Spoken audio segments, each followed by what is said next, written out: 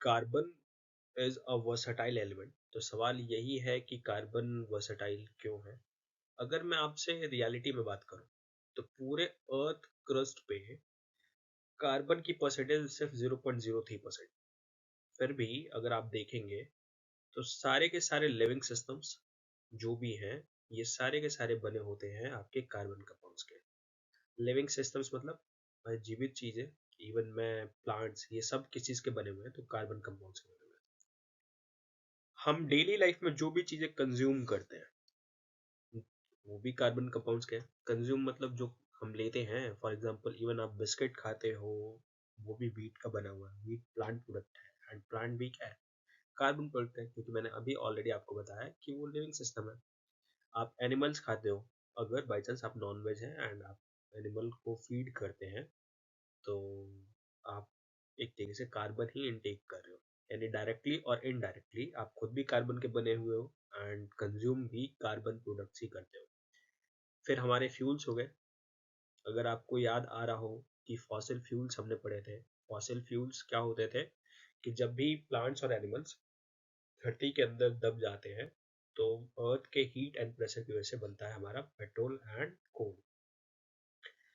Plant and animals, अभी अभी मैंने बताया कि ये भी तो कार्बन कंपाउंड के ही बने हुए हैं। तो फॉसिल फ्यूल्स जो हमें मिलियंस ऑफ ईयर्स के बाद मिल रहे हैं वो भी तो कार्बन प्रोडक्ट ही हुए ऑफ कोर्स। और इसी तरीके से हमारे जो क्लीनिंग मटेरियल्स हो गए जैसे कि सोप्स, डिटर्जेंट्स, इनके बारे में तो हम लास्ट में पढ़ेंगे भी, एंड ये भी हमारे कार्बन के ही बने हुए हैं। आप देख सकते हो आप क्या खाते हो, क्या यूज करते हो, क्या पीते हो, ये सब चीजें कार्बन की बनी हुई है। इवन आपने बहुत बार सुना होगा एक प्रोसेस को जिसको हम कहते हैं कार्बन डेटिंग। कार्बन डेटिंग क्या है? कार्बन डेटिंग एक ऐसा टेक्निक है जिस टेक्निक की मदद से हम लोग पता लगाते हैं कि कोई भी चीज कितनी पुरानी है। एंड इस डेटिंग में हम पता करते हैं कि C12 बोले तो कार्बन 12 जो है, कार्बन के दो आइसोटॉप्स हैं, आगे बात करेंगे हम। एंड इसमें जो C12 है उसकी कितनी लेयर्स या उन लेयर्स की स्टडी करके हम बताते हैं कि वो चीज कितनी पुरानी है। तो अगर ये कोई चीज है इसके ऊपर कार्बन की लेयर्स जमी हुई हैं, इन्हीं लेयर्स को स्टडी करके हम पता लगाते हैं कि वो कितनी पुरानी है। इवन मतलब आर्कियोलॉजी में भी कार्बन अपना वर्सेटिलिटी शो करता है। तो अभी हमने जाना कि कार्बन वर्सेटाइल एलिमेंट है एंड अब आपको थोड़ा बहुत लग रहा होगा या आपको समझ में आ रहा होगा कि हम कार्बन के बारे में क्यों पढ़ रहे हैं। क्योंकि हमारी सुबह से लेकर शाम तक हम डायरेक्टली और इनडायरेक्टली बहुत बार कार्बन के कांटेक्ट में, कार्बन कंपाउंड्स के, कार्बन प्रोडक्ट्स के होते रहते हैं। अगर आप देखें ध्यान से तो पूरा का पूरा इंटायर इकोसिस्टम ही हमारा कार्बन का बना हुआ है। ओके सर, हमें कैसे पता चलेगा कि किसी भी चीज के अंदर कार्बन मौजूद है? तो उसके लिए हमारे पास एक टेस्ट है जिसको हम कहते हैं कंबशन टेस्ट। होता क्या है कि आप जब भी किसी भी मटेरियल को बर्न करते हैं, कंबस्ट करते हैं, तो कंबशन जैसा कि आपको पता है ऑक्सीजन के प्रेजेंस में होती है। तो अगर कोई मटेरियल कार्बन का बना हुआ है, या मैं दूसरे शब्द में कहूँ कोई कार्बन का कंपाउंड है, एंड वो जब भी ऑक्सीजन के प्रेजेंस में जलेगा तो हमेशा प्रोड्यूस करेगा कार्बन डाइऑक्साइड प्लस में हीट एंड लाइट। किसी भी कार्बन कंपाउंड की बात करें, अगर हम किसी भी कार्बन कंपाउंड्स को देखेंगे एंड वो ऑक्सीजन के प्रेजेंस में अगर वो बर्न होता है तो क्या प्रोड्यूस कर रहा है? Carbon dioxide. इसी कार्बन डाइऑक्साइड को अगर तो आपको याद होगा कि ये लाइम वाटर को क्या कर देता है? मिल्की कर देता है। तो कार्बन डाइऑक्साइड गैस है जो कि जब भी लाइम वाटर से पास होता है तो क्या कर देता है? इसको मिल्की कर देता है। ये ऑलरेडी हमने एसिड बेसिस वाले चैप्टर में पढ़ा हुआ था। इसका मतलब ये कि आपके पास कोई मटेरियल है, आप उसको जलाइए, उसमें से कोई गैस निकलेगी, उस गैस को लाइम वाटर से पास कीजिए। अगर वो लाइम वाटर से पास होते ही लाइम वाटर को मिल्की टर्न कर देता है, इट मीन्स कि जो गैस निकली है वो कार्बन डाइऑक्साइड है। एंड कार्बन डाइऑक्साइड गैस इसीलिए निकली है क्योंकि वो ऑब्जेक्ट जो था वो कार्बन कंपाउंड का बना हुआ था। बट एक इंस्टेंस लो, मान लो कि गैस निकली, आपने लाइम वाटर से पास कराया, बट उसने मिल्की नहीं करा, तो इससे हमें समझ में आता है कि जरूर उसमें से जो भी गैस रिलीज हुई थी वो कार्बन डाइऑक्साइड नहीं थी। एंड अगर वो कार्बन डाइऑक्साइड नहीं थी, इसका मतलब ये कि वो कंपाउंड कार्बन का बना हुआ नहीं था। इसीलिए कंबशन आपका एक इजी सा टेस्ट है जिससे आप पता लगा सकते हैं कि उस मटेरियल में कार्बन मौजूद है या फिर नहीं है। एंड जैसा कि मैंने आपको ये फैक्चुअल डाटा दिए हुए थे कि हमारे अर्थ क्रस्ट पे अगर हम देखें तो 0.02% कार्बन है, एंड कार्बन डाइऑक्साइड की बात करें तो अर्थ के एटमॉस्फेयर में सिर्फ 0.03% मौजूद है। अर्थ क्रस्ट आपको पता है ना, ये है अर्थ, एंड अर्थ की जो टॉप लेयर होती है, ये जो टॉप सरफेस है, इसको हम अर्थ क्रस्ट कहते हैं। तो अगर आप यहाँ पर देखेंगे तो 0.02% सिर्फ कार्बन है, एंड वहीं एटमॉस्फेयर में अगर आप देखेंगे तो जैसा कि आपको पता है, air is a mixture of gases, and इस मिक्सचर में हमारे पास ऑक्सीजन है 21%, नाइट्रोजन है 78%, एंड रेस्ट 1% में बाकी सारी गैसेस हैं, एंड उन्हीं 1% में 0.03% है हमारा कार्बन डाइऑक्साइड। तो आप समझ सकते हो कि कार्बन कितना मिनिमल है, बट स्टिल बहुत ज्यादा इंपॉर्टेंट है। सवाल यही है, इतना मिनिमल पर भी इतना ज्यादा इंपॉर्टेंट, वो कैसे? वो कौन सी फीचर्स हैं जो कार्बन को इतना ज्यादा इंपॉर्टेंट बनाती है? ऐसी क्या खूबी है कार्बन के अंदर जो कार्बन को इतना ज्यादा ही इंपॉर्टेंट बना देती है? एंड उसके लिए हमें समझना पड़ेगा। तो कोवेलेंट बॉन्ड्स ऐसे बॉन्ड्स होते हैं जो कि शेयरिंग ऑफ इलेक्ट्रॉन्स की वजह से बनते हैं। बॉन्ड मतलब रिश्ते। तो एलिमेंट्स जितने भी हैं, अगर आपने क्लास 10th में ही थर्ड चैप्टर देखा था तो आपको पता चल रहा होगा कि आपने आयनिक बॉन्ड्स पढ़े थे। आयनिक बॉन्ड्स क्या होते थे? ऐसे बॉन्ड्स होते थे जो आयंस फॉर्म होते थे, आयंस फॉर्म करते थे। आयंस मतलब एक आपके पास एटम है ए, एक एटम है बी, इसने एक इलेक्ट्रॉन को, एक या दो जितने भी इलेक्ट्रॉन्स हैं उसको उसने ट्रांसफर करा, बी ने लिया, इसकी वजह से ए बन गया पॉजिटिव, बी बन गया नेगेटिव, एंड क्योंकि ये चार्ज पार्टिकल्स बन गए तो इन्होंने एक दूसरे को अट्रैक्ट कर लिया, और ये ए और बी के बीच बन गया एक रिश्ता, एंड फाइनली हमें जो कंपाउंड मिला ये बन गया ए बी। ये जो कंपाउंड है वो क्योंकि आयंस के अट्रैक्टिव फोर्स की वजह से बना है, इलेक्ट्रोस्टैटिक फोर्स लग रही है इनके बीच, जो कि अट्रैक्टिव नेचर के यहाँ पे, क्योंकि positive and negative always attract each other. तो ये ए और बी के बीच जो बॉन्ड बना है वो आयंस के अट्रैक्शन की वजह से बना हुआ है, इसीलिए आपने इसको बोला था आयनिक बॉन्ड। एंड ये जो कंपाउंड ए बी बना है जिसके अंदर आयनिक बॉन्ड मौजूद है, ऐसे कंपाउंड को बोला आपने आयनिक कंपाउंड्स। हम अभी पढ़ रहे हैं कोवेलेंट बॉन्ड्स। यहां पे अगर आप देखोगे तो यहां पे हुआ था permanent transfer of electrons, permanent transfer of electrons. Transfer में गेन और लूज दोनों ही आएंगे। तो एक ने लूज करा एंड दूसरे ने उसको गेन करा, तो इसने भी ट्रांसफर करा है, इसने भी ट्रांसफर करा अपने सेंस में, इसने लूज करने को करा है जबकि इसने गेन करा हुआ है, जिसकी वजह से आयंस फॉर्म हुए थे, जिसकी वजह से बॉन्ड बना था, एंड ये फाइनली आयनिक कंपाउंड मिला था हमें। बट कोवेलेंट कंपाउंड्स या कोवेलेंट बॉन्ड्स समथिंग एल्स। यहाँ आपके इलेक्ट्रॉन्स का ट्रांसफर नहीं होता है, यहाँ इलेक्ट्रॉन्स का शेयरिंग होता है। इलेक्ट्रॉन्स की शेयरिंग, शेयरिंग मतलब परमानेंट ट्रांसफर नहीं। भाई आज तुझे चाहिए तू ले ले, लेकिन जब जरूरत पड़ेगी तो फिर मेरे को वापस दे देना, एंड मैं तेरे इलेक्ट्रॉन को भी यूज करूंगा, समथिंग इस टाइप का बॉन्ड। फॉर एग्जाम्पल अगर हम देखें हाइड्रोजन का, हाइड्रोजन मॉलिक्यूल बना कैसे? ये एक हाइड्रोजन था, आपको याद होगा कि हाइड्रोजन के फर्स्ट शेल जो कि लास्ट शेल है उसमें एक ही इलेक्ट्रॉन है, एंड क्योंकि ये अभी स्टेबल्ड नहीं है, क्लास 10th के हिसाब से समझिए आप कि आमतौर पे कोई भी एलिमेंट स्टेबल होने के लिए नोबल गैस कन्फिग्रेशन चाहती है। नोबल गैस कन्फिग्रेशन मतलब या तो वो हीलियम बनना चाहेगी, या वो नियोन बनना चाहेगी, या वो आर्गन बनना चाहेगी, यहीं तक अभी आप करते हैं। तो हाइड्रोजन को हीलियम बनने के लिए इसको एक और इलेक्ट्रॉन की जरूरत पड़ेगी। इसने एक अपने दूसरे भाई से कहा, ए भाई सुन ना। इसने कहा हाँ भाई बोल, तू स्टेबल है क्या? तो इसने बोला नहीं मैं तो स्टेबल नहीं हूँ। क्यों पूछ रहा भाई? तो इसने बोला एक काम करते हैं, तू मेरे को अपना एक इलेक्ट्रॉन दे दे, एंड जब जरूरत पड़ेगी तो तुम मेरा इलेक्ट्रॉन भी यूज कर लेना। अब इस तरीके से अगर आप देख रहे हो तो देखो हाइड्रोजन क्या कहेगा, अगर ये दोनों ये काम कर लेते हैं, ये शेयरिंग कर लेते हैं, तो इस हाइड्रोजन से पूछोगे कि भाई तुम पे कितने इलेक्ट्रॉन्स हैं, तो ये बोलेगा कि मेरे पास 2 इलेक्ट्रॉन है, एक मेरा खुद का एंड एक मेरे भाई का।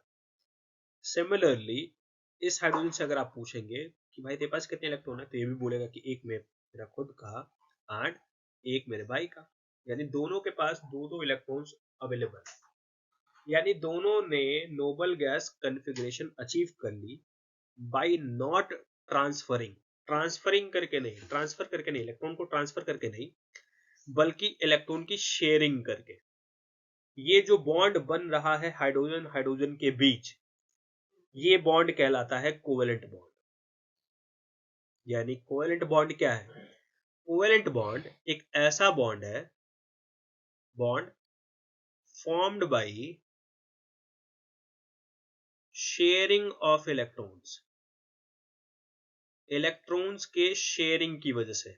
मैं बार बार बोल रहा हूं कि इलेक्ट्रॉन्स की शेयरिंग की वजह से, इसका मतलब क्या है कि वो चीज परमानेंटली लूज नहीं कर रही है या परमानेंटली गेन नहीं कर रही है। परमानेंटली मतलब हमेशा के लिए, हमेशा के लिए नहीं। जैसे एग्जांपल के तौर पे हम नेबर्स के साथ ऐसे तो करते हैं, अरे तुम मेरा झाड़ू ले लो, एंड जब जरूरत पड़ेगी तो हम तुम्हारा पोछा भी ले लेंगे। अब ये क्या है? ये एक ऐसा बॉन्ड है जो कि शेयरिंग की वजह से बन रहा है। नेबर्स में हम ऐसे बॉन्ड्स बना लेते हैं। आयनिक बॉन्ड्स हम अक्सर अपने रिलेशंस में बनाते हैं, जैसे कि अपना छोटा भाई है, उसने कहा कि भैया मेरे को ईयरफोन दे दो, हमने कहा ले जा यार, बड़ा दिल है तेरे बड़े भाई का, है ना? तो अब यहाँ मैं परमानेंटली ट्रांसफर कर सकता हूँ या करता हूँ। ये किस तरह का बॉन्ड है? ये एक तरीके का आयनिक बॉन्ड है। बट नेबर्स को आमतौर पे इंसान स्वार्थी है। तो सिंपल सी बात है, हम परमानेंटली ना देकर हम शेयरिंग कर लेते हैं। तो वो जो बॉन्ड बन रही हैं, ऐसे बॉन्ड्स को हम कहते हैं कोवेलेंट बॉन्ड्स। तो अभी आपको थोड़ा सा आइडिया लगा होगा कि कोवेलेंट बॉन्ड क्या होता है। यानी ऐसे बॉन्ड्स जो कि फॉर्म होते हैं by sharing of electrons, electrons की शेयरिंग की वजह से, ऐसे बॉन्ड्स को हम कहते हैं कोवेलेंट बॉन्ड्स। एंड हमारा जो कार्बन है वो कोवेलेंट बॉन्ड बनाता है। सर अभी आपने बोला कि कार्बन इसलिए स्पेशल है क्योंकि कार्बन कोवेलेंट बॉन्ड बनाता है। ऑफ कोर्स, लेकिन कोवेलेंट बॉन्ड तो हाइड्रोजन भी बना रहा है, तो हाइड्रोजन भी तो स्पेशल हो गया। मैं कहूँगा बिल्कुल सही चल रहे हैं आप। इवन सिर्फ हाइड्रोजन ही क्यों, हाइड्रोजन के अलावा भी बहुत सारे ऐसे एलिमेंट्स हैं जो कि कोवेलेंट बॉन्ड बनाते हैं। एग्जाम्पल के तौर पे क्लोरीन। अगर आपको क्लोरीन को दिखाऊं मैं, तो क्लोरीन को अगर आप देखेंगे तो क्लोरीन के लास्ट शेल में 7 इलेक्ट्रॉन्स होते हैं। 1 2 3 4 5 6 7। इसी तरीके से दूसरा क्लोरीन, इसके भी लास्ट शेल में 7 इलेक्ट्रॉन्स हैं। दोनों अनस्टेबल हैं क्योंकि इनके लिए अगर हम क्लोरीन के एटॉमिक नंबर की बात करें तो इसका एटॉमिक नंबर होता है 17। कन्फिग्रेशन हो गया 287, लास्ट शेल में 7 इलेक्ट्रॉन्स हैं। जबकि क्लोरीन अपना नियरेस्ट नोबल गैस कन्फिग्रेशन अगर कहें हम, तो ये बनना चाहेगा लाइक आर्गन, जिसका एटॉमिक नंबर 18 होता है एंड इसका कन्फिग्रेशन होता है 288। अब ये 8 लास्ट शेल में तभी अचीव कर पाएगा जब ये एक इलेक्ट्रॉन कहीं से गेन करे। बट फॉर इंस्टेंस अगर यहाँ हर तरफ क्लोरीन क्लोरीन ही अवेलेबल है, तो कोई भी क्लोरीन अपना इलेक्ट्रॉन लूज नहीं करना चाहेगा। तो ऐसे केस में क्लोरीन क्या करते हैं, ये कहते हैं कि भाई एक काम कर लेते हैं, तुम अपना एक इलेक्ट्रॉन हमको दे दो, एंड जब जरूरत पड़ेगी तो तुम हमसे भी अपना इलेक्ट्रॉन ले सकते हो। मतलब अपना इलेक्ट्रॉन तो तुम्हारा है ही, एंड जब जरूरत पड़ेगी तो तुम मेरा इलेक्ट्रॉन भी यूज कर सकते हो। यानी क्लोरीन एंड क्लोरीन कर क्या रहे हैं, एक एक इलेक्ट्रॉन की शेयरिंग कर रहे हैं। इट मींस क्लोरीन भी यहाँ पे कोवेलेंट बॉन्ड बना के एंड अपने एग्जिस्टेंस को बरकरार रखता है इन फॉर्म ऑफ Cl2। सिर्फ क्लोरीन ही क्यों, ऑक्सीजन देख लो, O2 को देखो, ऑक्सीजन का एटॉमिक नंबर होता है 8, इसके लास्ट शेल में होते हैं 6 इलेक्ट्रॉन्स। एंड क्योंकि ऑक्सीजन के लिए नियरेस्ट नोबल गैस कॉन्फ़िगरेशन अगर हम देखें तो वो है आपका नियोन का, एंड क्योंकि इसका एटॉमिक नंबर 8 है 2,6, एंड नियोन बनने के लिए इसको 2 इलेक्ट्रॉन अचीव, मतलब 2 इलेक्ट्रॉन्स और चाहिए होंगे। तो सवाल आया कि 2 इलेक्ट्रॉन्स कहाँ से मिलेगा, क्योंकि चारों तरफ तो ऑक्सीजन ही है एंड सबको 2-2 इलेक्ट्रॉन चाहिए। तो इन्होंने क्या कहा कि एक काम कर लेते हैं, हम लोग इलेक्ट्रॉन्स की शेयरिंग कर लेते हैं। तुम अपना 2 इलेक्ट्रॉन हमको दे दो, एंड जब जरूरत पड़ेगी तो तुम हमसे भी अपने लिए 2 इलेक्ट्रॉन्स ले लेना। अब देख रहे हो कि ये ऑक्सीजन एंड ये ऑक्सीजन, ये दोनों के दोनों ऑक्सीजन जो है, ऑक्सीजन के आइटम जो हैं, ये 2-2 इलेक्ट्रॉन्स की शेयरिंग कर रहे हैं। यहाँ एक चीज मैं क्लैरिफाई कर देना चाहता हूँ कि जब एक एक इलेक्ट्रॉन की शेयरिंग हो रही थी तो हम इसको कहते हैं single covalent bond. Single covalent bond.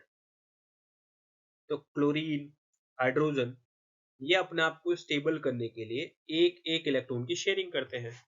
और क्योंकि ये एक एक इलेक्ट्रॉन की शेयरिंग करते हैं, इसका मतलब ये कि ये सिंगल कोवेलेंट बॉन्ड बनाते हैं।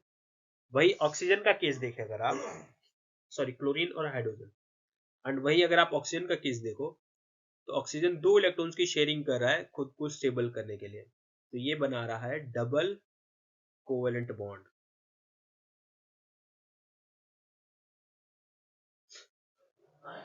एंड सिर्फ हाइड्रोजन, क्लोरीन या फिर नाइट्रोजन ही क्यों, सॉरी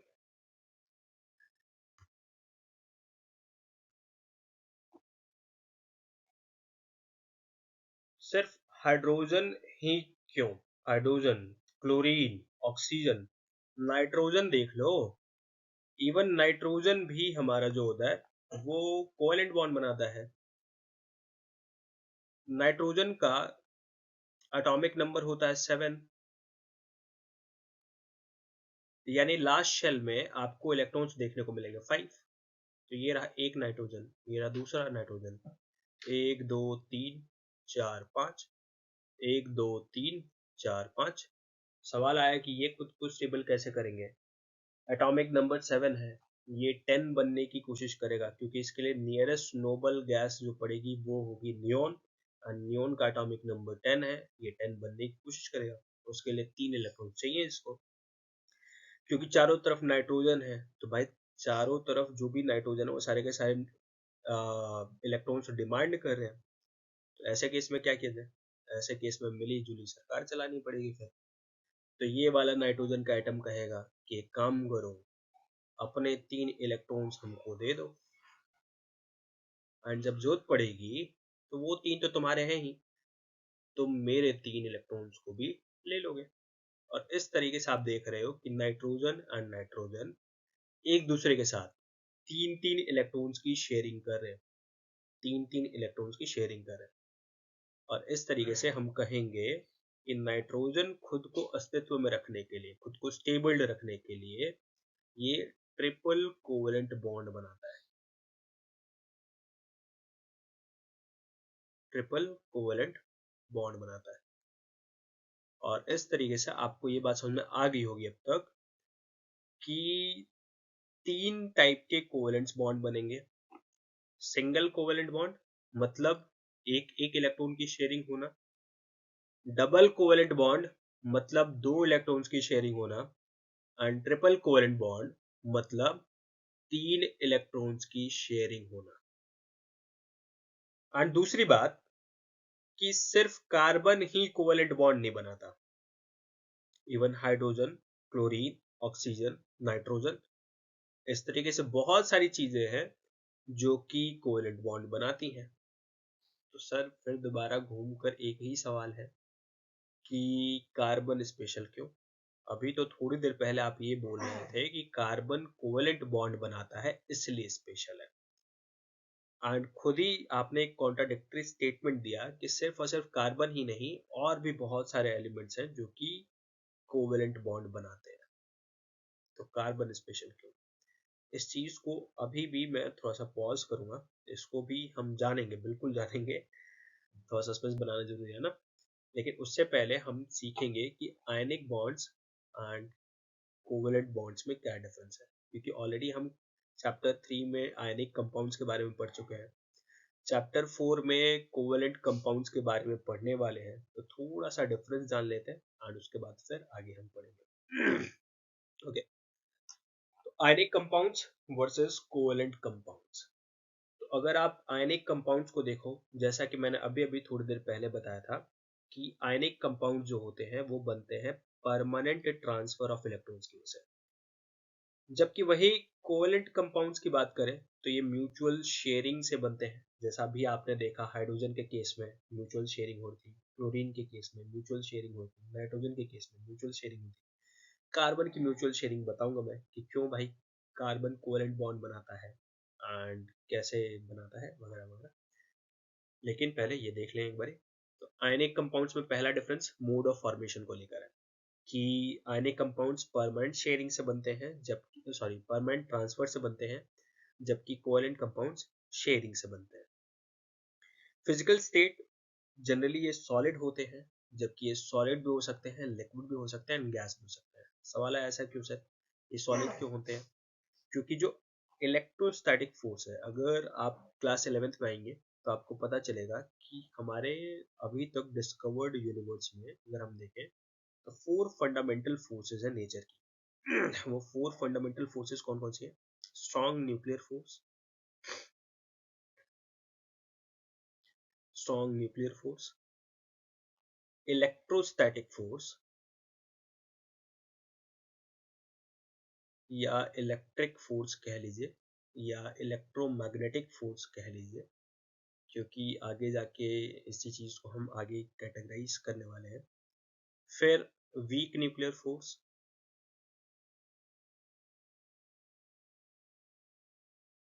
एंड लास्ट आती है आपकी ग्रेविटेशनल फोर्स।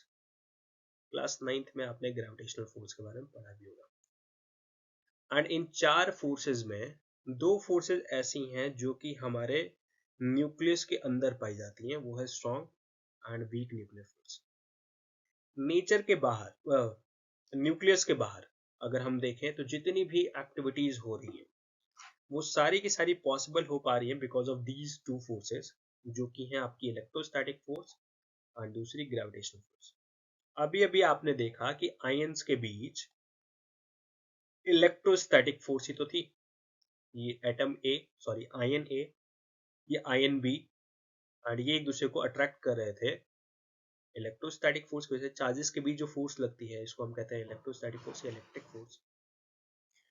तो ये जो फोर्स लग रही है वो आपके यूनिवर्स की सेकंड मोस्ट स्ट्रॉन्गेस्ट फोर्स है, सेकंड मोस्ट स्ट्रॉन्गेस्ट फोर्स है। एंड न्यूक्लियस के बाहर अगर हम बात करें तो यही स्ट्रॉन्गेस्ट फोर्स ऑफ नेचर है। तो आप समझ सकते हो कि ए और बी ने एक दूसरे को कितने टाइटली एक दूसरे को पकड़ा हुआ है, क्योंकि ये strongest force of nature outside the nucleus, इस फोर्स को ये यूज करके एक दूसरे को पकड़ के बैठे हुए हैं। अब ये एक मॉलिक्यूल है ए बी, ऐसा ही दूसरा मॉलिक्यूल होगा ए बी, और ए क्योंकि पॉजिटिव है बी नेगेटिव है, तो ये जो ए है ये एक मॉलिक्यूल, ये दूसरा मॉलिक्यूल, तो जो दूसरा मॉलिक्यूल है उसमें जो ए है वो पहले वाले मॉलिक्यूल के बी को अट्रैक्ट कर ही रहा होगा, क्योंकि ये पॉजिटिव है ये नेगेटिव है। एंड ये भी तो इलेक्ट्रोस्टैटिक फोर्स है ना, क्योंकि चार्जेस के बीच का फोर्स है ये। तो आप समझ सकते हो कि इनके बीच का फोर्स काफी ज्यादा ही स्ट्रॉन्गर है। यही कारण है कि मॉलिक्यूल्स मॉलिक्यूल्स एक दूसरे को स्ट्रॉन्गेस्ट फोर्स से पकड़ के बैठे हुए हैं। एंड क्योंकि इन्होंने इनके बीच ये जो इंटरमॉलिक्यूलर फोर्स ऑफ अट्रैक्शन है जो कि बहुत ज्यादा हाई है, इसी की वजह से इनका जो फाइनली स्ट्रक्चर देखने को मिलता है वो होता है सॉलिड। अब क्योंकि ये सॉलिड है, तो सॉलिड से लिक्विड में कन्वर्ट करने के लिए हमें हाई टेम्परेचर देना पड़ेगा। सॉलिड से लिक्विड में कन्वर्ट करने के लिए हाई टेम्परेचर देना पड़ेगा। क्यों सर? अरे क्योंकि ये बॉन्ड्स तोड़ने के लिए, ये जो इनके बीच फोर्स ऑफ अट्रैक्शन है, इसको तोड़ने के लिए आपको ज्यादा एनर्जी देनी पड़ेगी, क्योंकि भाई ये बहुत ताकत से एक दूसरे को पकड़े हुए हैं। सेकंड मोस्ट स्ट्रॉन्गेस्ट फोर्स याद कर लो भाई, इलेक्ट्रोस्टैटिक फोर्स, इससे पकड़ा हुआ इन्होंने। तो इनको तोड़ने के लिए, इन बॉन्ड्स को तोड़ने के लिए सॉलिड लिक्विड में कब कन्वर्ट होगा? भाई जब ये सॉलिड्स हैं एंड जब इनके बीच की दूरी बढ़ जाएगी, तभी तो हम कहेंगे कि ये लिक्विड में कन्वर्ट हो चुका है। एंड दूरी बढ़ाने के लिए बॉन्ड तोड़ने पड़ेंगे ना भाई बीच के। तो ये सॉलिड को लिक्विड में कन्वर्ट करने के लिए बहुत ज़्यादा ही हाई अमाउंट ऑफ एनर्जी आपको देनी पड़ेगी। यही कारण है कि इनका melting point and boiling point दोनों ही क्या होता है, हाई होता है। अगर हम कोवैलेंट कंपाउंड्स की तरफ देखें, तो इनका फिजिकल स्टेट सॉलिड, लिक्विड और गैसेस कुछ भी हो सकता है, क्योंकि इनके बीच जो इंटरमॉलिक्यूलर फोर्स ऑफ अट्रैक्शन होती है, वो इलेक्ट्रोस्टैटिक फोर्स नहीं है, वो एक तरीके की ग्रेविटेशनल फोर्स है। मासेस के बीच जो फोर्स होती है उसको हम ग्रेविटेशनल फोर्स कहते हैं। केमिस्ट्री में इसको समझिए कि इसको नाम दिया जाता है vendor force of attraction. Vendor force of attraction यानी ये जो मॉलिक्यूल्स हैं, कोवेलेंट बॉन्ड से बने हुए जो मॉलिक्यूल्स हैं, वो एक दूसरे को अट्रैक्ट कर रहे हैं because of this force, gravitational या कह लो वेंडर फोर्स ऑफ अट्रैक्शन, जो कि वीकेस्ट फोर्स ऑफ नेचर होती है। एंड इन्होंने एक दूसरे को वीकेस्ट फोर्स ऑफ नेचर से पकड़ा हुआ है। इसी की वजह से ये सॉलिड भी हो सकते हैं, लिक्विड भी हो सकते हैं, गैस भी होते हैं। सर गैस कब होंगे, लिक्विड कब होंगे, सॉलिड कब होंगे? सिंपल सी बात है, मास बढ़ता जाएगा तो फोर्स ऑफ अट्रैक्शन हाई होता जाएगा, जिसकी वजह से ये सॉलिड और लिक्विड बनते जाएंगे। तो अगर लो मॉलिक्यूलर मास है तो फिर वो गैसेस फॉर्म होगा, थोड़ा सा हैवी हुआ तो लिक्विड फॉर्म हो जाएगा, एंड और हैवी होता गया तो फिर वो सॉलिड फॉर्म हो जाएगा। मेल्टिंग पॉइंट लो है भाई, क्योंकि फोर्स ऑफ अट्रैक्शन बहुत कम है। सॉलिबिलिटी की बात करें तो आमतौर पे आप क्या देखेंगे कि पोलर सॉल्वेंट्स पोलर चीजों को डिसॉल्व करते हैं, पोलर सॉल्यूट्स को डिसॉल्व करते हैं। अब पोलर नॉन पोलर क्या होता है, एक तरीके से सिंपल शब्दों में समझिए, जहां पे चार्जेस अवेलेबल है वो पोलर है, जहां चार्जेस नहीं है वो पोलर नहीं है। यानी जैसे कि वाटर, वाटर आपका पोलर सॉल्वेंट है, उसमें चार्जेस का डिस्ट्रीब्यूशन यूनिफॉर्म नहीं होता, तो वो पोलर सॉल्वेंट है। एंड पोलर सॉल्वेंट्स में आपके आयनिक कंपाउंड्स इजीली सॉल्युबल होते हैं, जबकि कोवेलेंट कंपाउंड्स इनसॉल्युबल होते हैं पोलर सॉल्वेंट्स में। ये आपके नॉन पोलर सॉल्वेंट्स में या कह लो ऑर्गेनिक सॉल्वेंट्स में आपके सॉल्युबल होंगे। इलेक्ट्रिकल कंडक्टिविटी की बात करें तो आयनिक कंपाउंड जो होते हैं वो कंडक्टिव होते हैं मोल्टन और इन एक्वस सॉल्यूशंस। क्या बोला मैंने?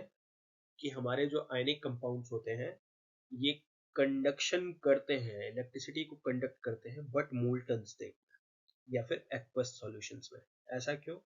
क्योंकि मोल्टन स्टेट में आयंस अलग अलग मिलेंगे आपको, एंड इलेक्ट्रिसिटी का मतलब ये है फ्लो ऑफ चार्ज।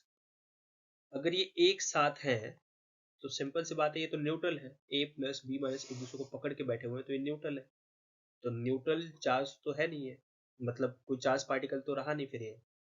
लेकिन अगर ये मोल्टन स्टेट में होगा तो ए प्लस आपको अलग दिखाई देगा, बी माइनस अलग दिखाई देगा, एंड अगर ये चार्ज पार्टिकल्स आपको अलग दिखाई देंगे एंड ये फ्लो करेंगे तो हम कहेंगे कि इलेक्ट्रिसिटी है।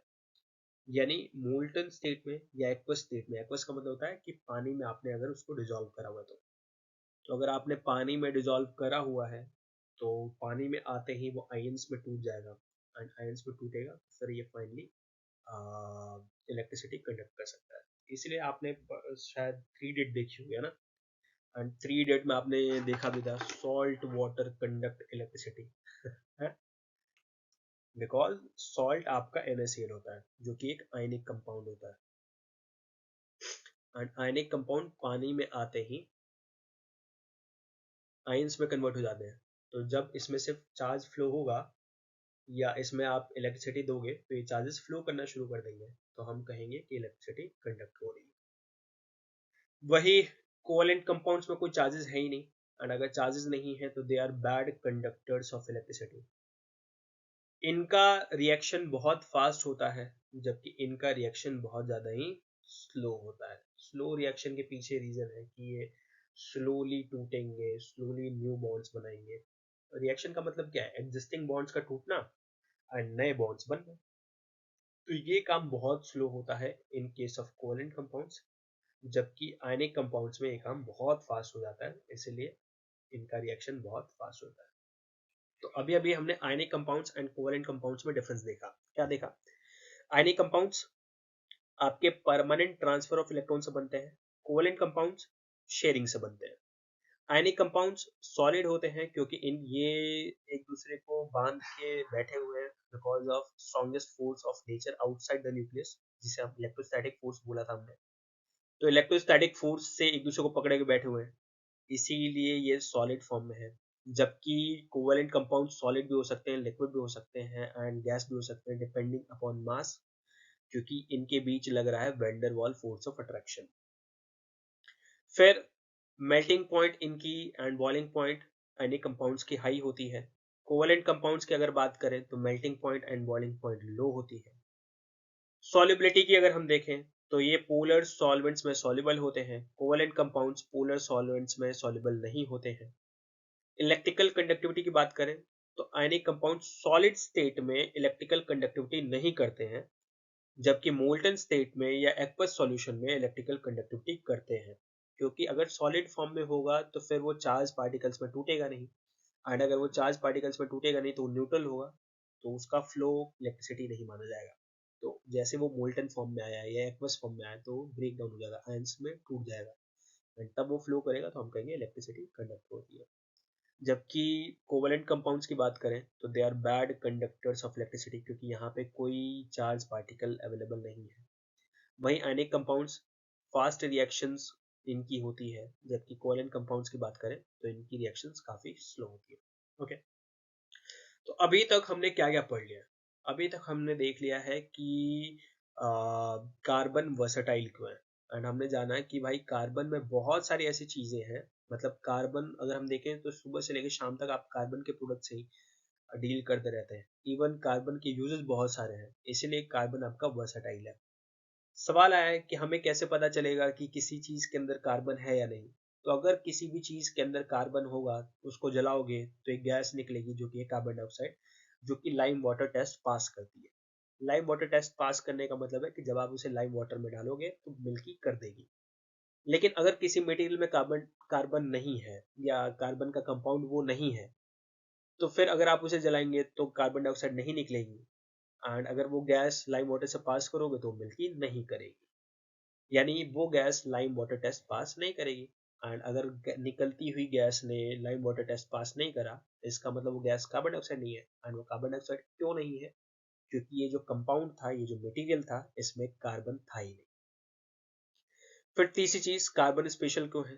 तो हमने बताया कि भाई कार्बन स्पेशल इसलिए है क्योंकि कार्बन, पहली चीज जो बताई है मैंने कि कार्बन स्पेशल इसलिए है क्योंकि वो कोवेलेंट बॉन्ड बनाता है। फिर इसके साथ मैंने ये भी बताया कि कार्बन कोवेलेंट बॉन्ड क्यों बनाता है, ये अभी हम डिस्कस करेंगे बस लिटिल वाइल में।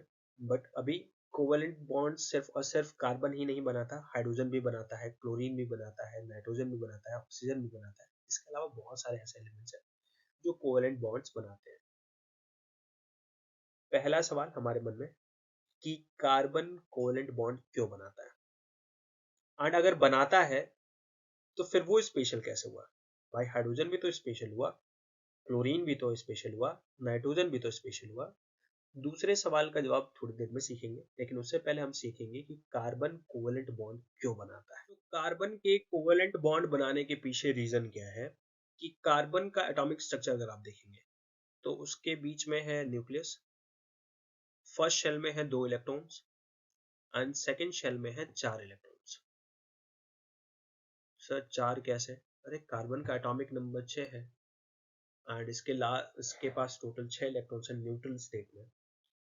तो फर्स्ट शेल में आपके 2 इलेक्ट्रॉन्स आ गए, सेकंड शेल में आपके पास 4 इलेक्ट्रॉन्स आ गए। कार्बन क्या बनना चाहेगा? कार्बन के दो तरफ अगर आप देखेंगे स्टेबिलिटी के लिए, दो तरफ है। एक तरफ है आपका नियोन जो कि 10 इलेक्ट्रॉन, मतलब जिसके पास 10 इलेक्ट्रॉन होता है, एंड हीलियम जिसके पास 2 इलेक्ट्रॉन्स होता है। तो कार्बन को नियॉन बनने के लिए 4 इलेक्ट्रॉन्स गेन करना पड़ेगा, जबकि हीलियम बनने के लिए 4 इलेक्ट्रॉन्स लूज करना पड़ेगा। यानी अगर वो 4 इलेक्ट्रॉन्स को गेन करता है तो फिर वो C4 माइनस आयन बनेगा, एंड अगर वो 4 इलेक्ट्रॉन्स को लूज करता है तो वो C4 प्लस आयन बनेगा। C4 माइनस आयन कब बनेगा? जब वो 4 इलेक्ट्रॉन्स को ऐड कर ले। जबकि C4 प्लस आयन कब बनेगा? जब वो अपने अंदर से 4 इलेक्ट्रॉन्स को लूज कर ले। तो सिंपल सी बात है, लास्ट शेल में 4 है, 8 हो जाएंगे तो इसका ऑक्टेट कंप्लीट हो जाएगा, एंड ऑक्टेट कंप्लीट होने का मतलब है कि वो स्टेबल हो गया। 4 है, 4 और चाहिए, या फिर इन चारों को हटा दो तो फर्स्ट शेल लास्ट शेल हो जाएगा, जिसमें जो ऑलरेडी कंप्लीट है। स्टेबिलिटी का कंडीशन यही पढ़ाया गया था आप लोगों को, कि स्टेबल कोई भी एलिमेंट तभी होगा जब उसके एटम्स या तो अपना ऑक्टेट कंप्लीट कर ले या उसका लास्ट शेल कंप्लीट हो जाए। ऑक्टेट कंप्लीट करने के लिए आपको 4 इलेक्ट्रॉन ऐड करना पड़ेगा, एंड 4 इलेक्ट्रॉन ऐड करेगा तो C4 माइनस बन जाएगा, जो कि नियोन का कॉन्फ़िगरेशन है। एंड अगर 4 इलेक्ट्रॉन लूज कर दे, ये चारों को हटा दे अपने अंदर से, तो फिर ये शेल लास्ट शेल हो जाएगी, एंड ये आपका हीलियम का कॉन्फ़िगरेशन है। तो सवाल ये आया कि क्या कौन सी चीज ये आसानी से कर लेगा? तो ये ना 4 इलेक्ट्रॉन को गेन कर पाता है, ना 4 इलेक्ट्रॉन को लूज कर पाता है।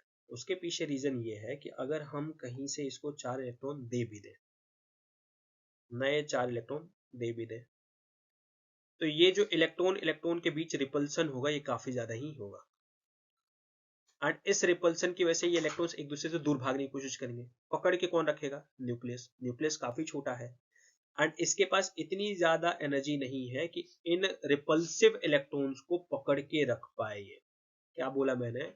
इस न्यूक्लियस के पास इतनी ज्यादा एनर्जी नहीं है कि ये रिपल्सिव जो इलेक्ट्रॉन्स हैं इनको पकड़ के रख पाए। भाई पकड़ के रखने के लिए एनर्जी चाहिए ना, एंड अगर वो एनर्जी ही नहीं है तो फिर आप पकड़ के कैसे रखोगे? तो इस न्यूक्लियस के पास इतनी एनर्जी नहीं है कि इन रिपल्सिव इलेक्ट्रॉन्स को पकड़ के रख पाए। इसका मतलब ये कि 4 इलेक्ट्रॉन गेन कर पाना वो पॉसिबल नहीं है इसके लिए। हमने कहा भाई कार्बन एक काम कर, तू 4 इलेक्ट्रॉन गेन नहीं कर सकता तो लूज कर देना भाई, आयनिक बॉन्ड बनाना, स्ट्रॉन्गेस्ट बॉन्ड है वो, बहुत तगड़ी बॉन्ड है, बना उसको। इसने कहा कि सर वो भी पॉसिबल नहीं है। क्यों? क्योंकि अगर मैं 4 इलेक्ट्रॉन्स को लूज करूंगा तो 4 इलेक्ट्रॉन्स को निकालने के लिए, ये रहा आपका कार्बन जिसके फर्स्ट शेल में 2 इलेक्ट्रॉन्स हैं, एंड सेकेंड शेल में अगर हम बात करें तो 1 2 3 4 इलेक्ट्रॉन्स हैं। इन चारों इलेक्ट्रॉन्स को लूज करने के लिए काफी हैवी एनर्जी चाहिए, एंड वो उतना अमाउंट ऑफ एनर्जी अपना न्यूक्लियस नहीं रखता। इसका मतलब कि कार्बन ना ही 4 इलेक्ट्रॉन लूज कर पाएगा और ना ही 4 इलेक्ट्रॉन गेन कर पाएगा। यही कारण है कि आपका कार्बन परमानेंटली इलेक्ट्रॉन ना ही दे सकता है ना ही ले सकता है, ट्रांसफर पॉसिबल नहीं है। इसका मतलब कि इसका आयनिक बॉन्ड बनाने का जो अपॉर्चुनिटी है वो मिस, वो नहीं कर सकता है। एंड क्योंकि ये आयनिक बॉन्ड नहीं बनाता, इसीलिए इसने शेयरिंग करना शुरू करा, एंड शेयरिंग करने की वजह से ये बनाता है कोवलेंट बॉन्ड।